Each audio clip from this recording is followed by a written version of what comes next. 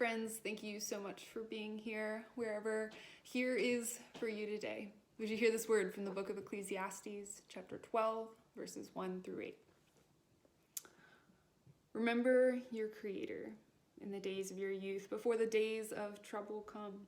And the years draw near when you will say, I have no pleasure in them. Before the sun and the light, and the moon and the stars are darkened, and the clouds return with rain. In the days when the guards of the house tremble, and the strong men are bent, and the women who grind cease working, because they are few, and those who look through the window see dimly, when the doors on the street are shut, and the sound of grinding is low.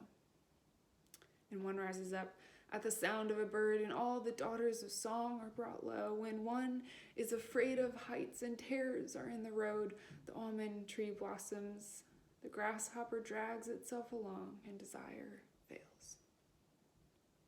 Because all must go to their eternal home, and the mourners will go about the streets, before the silver cord is snapped, and the golden bowl is broken, and the pitcher is broken at the fountain, and the wheel broken at the cistern. And the dust returns to the earth as it was, and the breath returns to God who gave it. Vanity of vanities, says the teacher. All is vanity. This is the word of God for us, the people of God. Thanks be to God. Would you pray with me?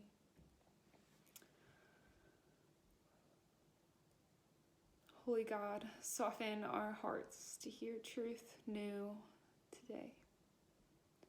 May the words of my mouth and the meditations of my heart be acceptable in your sight, O Lord, my rock and my redeemer. Amen. Friends, we have been on quite the journey these past few weeks. We are well into our days of social distancing, and looking ahead, we know that there's most likely many more weeks to come. We are also well into Lent, where perhaps more than we bargained for has been taken away.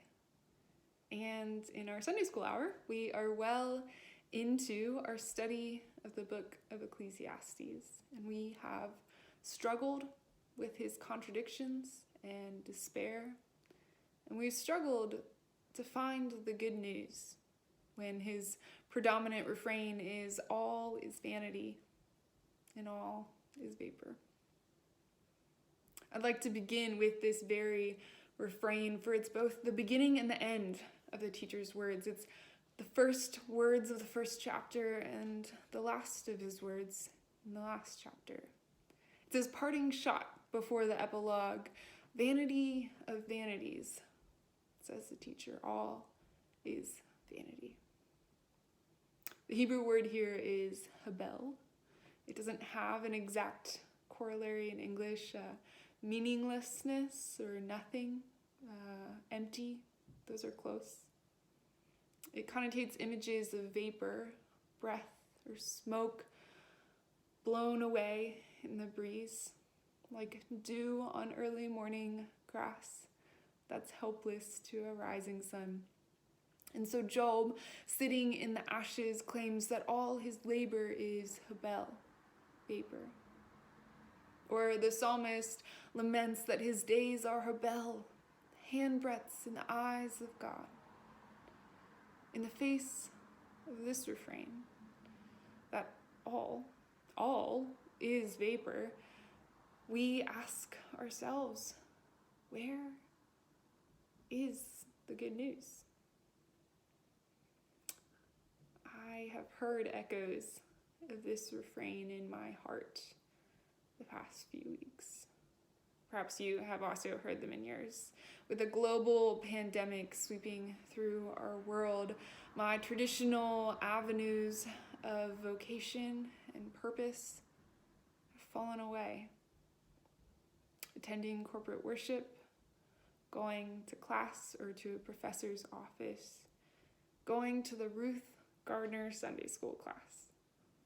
None of that's possible anymore. Even simpler, being a good daughter or a good friend or a good roommate doesn't look the same because I can't go be with the people I love. I watch the news and I see how hospitals are lacking, how our mental health is declining, how the world's most vulnerable populations are suffering immensely. And I feel my heart whisper, could the teacher be right? Could he be right? Could all human life and all meaning fade away here today and gone tomorrow? Could he be right? Where is the good news? The teacher, too, had good reason for his refrain. In our text today, he outlines the comprehensive breakdown of a society. He begins with the sky under which we live and ends with the dirt upon which we walk. He writes about strong men, the ones who are supposed to be brave, stooped low, trembling with fear. He writes about the women who provide grain for bread, no longer working because they, too, are few. Others are inside the house, peering out the window, seeing dimly, seeing partially, rather than seeing face to face. The doors are shut rather than welcoming others in, and a sober silence fills the streets. Can you see this scene that the teacher is talking about? By the time his tried and true refrain comes, all is vanity, all is vapor, our hearts were already ready for it. The silver cord is snapped and the golden bowl is broken. The pitcher is broken at the fountain. It can't carry water anymore. But even if it could, the wheel at the cistern is broken. It can't even draw the water. Here is an entire community that's tired. It's mourned too much. It's seen too many things break. And there's always going to be someone else hurting, always more backpacks to fill, always more meals to provide, always someone else struggling, always more incarcerated or addicted or hungry, always more lives lost, always one more crisis. Our heads were barely above the water, and now we're here in a global pandemic. Where is the good news? Perhaps it is here in the very first verse, in just one little short line. Remember your Creator. Just before he runs out of time and energy and hope, right before he describes this tragedy, the teacher slips in this line, remember your Creator. In a call to remember the Creator, the teacher speaks of an impervious, unmovable hope that God can speak life, new life from an empty vapor. Looking back in the story of Genesis, we find a Creator God that spoke the world into being. God spoke, and there was grass, and there was trees and sky. God formed human bodies from dirt and breath. With just those three things, speech, dirt, and breath, a shadowy, chaotic vapor turned into a world. There is childlike wonder here rather than an exhausted grief. Can you see God speaking one blade of grass into being, exclaiming, wow, that was amazing. Can we do that again? And so God makes another blade of grass and another, all the while exclaiming, wow. Can you see God growing a tree up for the first time, saying, wow, how high that tree is. Let's do that again. And soon we have a forest, looking at a flower or a cloud in the sky, saying, wow, looking at you, exclaiming, wow. And the sun rises, and the sun sets, wow. Winter turns to spring, wow. Babies begin their journeys.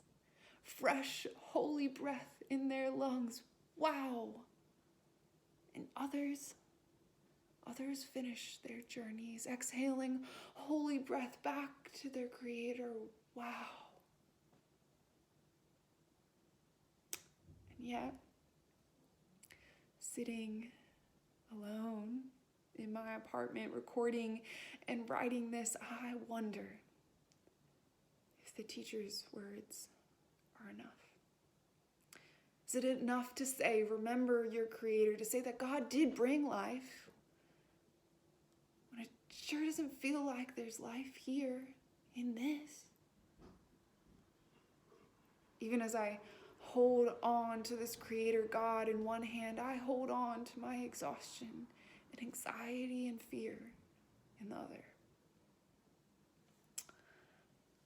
I fought with God a lot about the weather these past few weeks. I would wake up every morning, and if it was anything other than a perfect 75 and sunny, I would shake my fist and demand something better. There's a whole lot going on that I could have talked to God about. A lot of unknown, scary things. Too tired to talk about those things. And so I picked a fight with God about the weather. And I know it sounds ridiculous. I know it sounds a little petty, like fighting with your spouse about the dishes instead of the real thing. But perhaps talking to God about the weather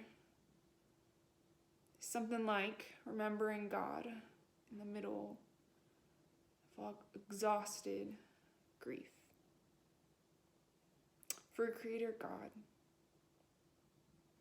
is one that steps into the dusty, chaotic now in all its particularity.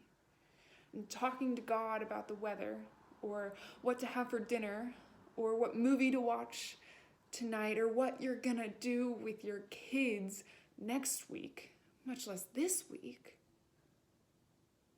Talking to God about all that.